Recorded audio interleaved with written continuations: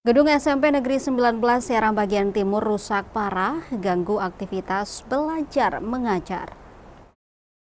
Kondisi bangunan sekolah menengah pertama atau SMP Negeri 19 Serang bagian timur atau SBT di Desa Teor, Kecamatan Teor mengalami kerusakan parah. Bahkan 3 ruangan kelas yang digunakan untuk prosesi belajar mengajar kini tidak bisa digunakan sejak 1 tahun terakhir. Tak hanya itu, kerusakan juga merembet pada ruangan perpustakaan dan laboratorium yang dikhawatirkan akan ambruk dan menimpa siswa saat pembelajaran berlangsung. Pasalnya hanya tersisa 2 ruangan tersebut yang sampai saat ini masih digunakan untuk mendukung aktivitas pembelajaran.